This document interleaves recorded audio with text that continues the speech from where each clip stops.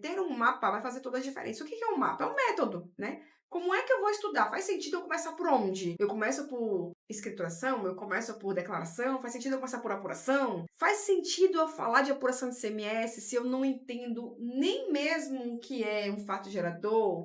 Quais são os princípios do direito tributário? Então, assim, o mapa faz toda a diferença. Né? Mas isso você vai perceber muitas vezes na prática, isso vai te custar muito mais tempo, e talvez seja aí que você tá errando, porque muitas vezes, eu mesmo falo isso sempre, né, gente? Olha, se atualizem, preciso que vocês estejam sempre de olho no que acontece no mundo tributário. A pessoa lê a notícia e não entende absolutamente nada. Como é que você vai entender vamos falar de uma das revistas que tem mais informação da área tributária atualmente, que é a Valor Econômico. Como é que você vai entender uma coisa que tá lá na Valor Econômico se você não sabe os princípios do direito tributário? Você não sabe o que é anterioridade, por exemplo. Entende que não faz sentido? Você vai nadar e vai morrer na praia. Então, você pode estar errando aí.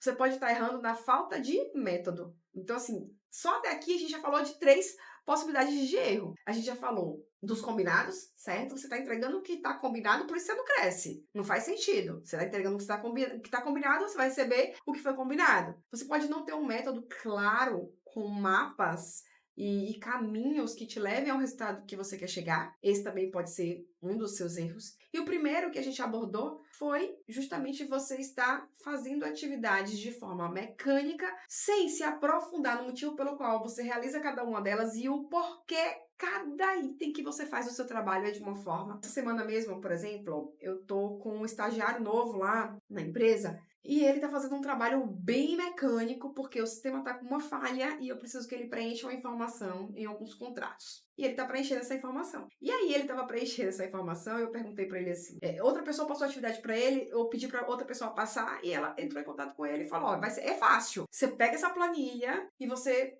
copia esse dado e cola aqui. Fácil, né? Simples. Ele é estagiário. Então, bem como eu falei pra vocês, né? Estagiário faz o quê? Trabalho de baixa complexidade. É o natural. Só que o trabalho que ele estava fazendo tinha um objetivo. E o objetivo era fazer uns cálculos proporcionais. Então, ele estava preenchendo um campo de data que geraria valores proporcionais com base nessa data que ele estava preenchendo. E aí, ele estava fazendo de um jeito super difícil, né?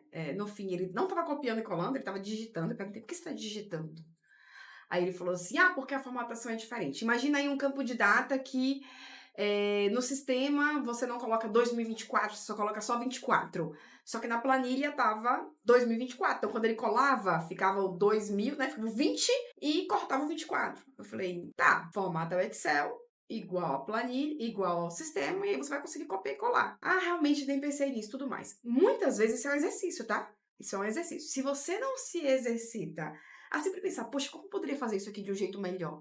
Você simplesmente se acostuma com o que tá ruim mesmo e vai. Mas assim, ok, ele era um estagiário e eu tava fazendo um papel de orientar ele ali. Nem sempre você vai encontrar uma liderança que vá fomentar esse tipo de coisa em você. Então esse é um outro desafio também, tá? Mas, ok. Ele falou assim, eu perguntei pra ele, na verdade, né? Eu falei assim, você sabe por que você tá fazendo isso?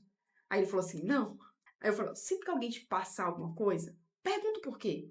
Porque imagina, se essa data era para fazer um cálculo proporcional, imagina que ele percebesse, por exemplo, a gente estava falando de um mês específico, tá? Imagina que essa planilha tinha sido preenchida de alguma coisa errada e tinha uma data futura, 2025, por exemplo. Se ele soubesse para que ele estava preenchendo aquilo, aí sim ele ia conseguir utilizar a análise crítica, o pensamento crítico para falar assim, se eu estou fazendo um cálculo, se eu estou preenchendo um campo, melhor dizendo, para fazer um rateio com base na data, não faz sentido ter uma data futura.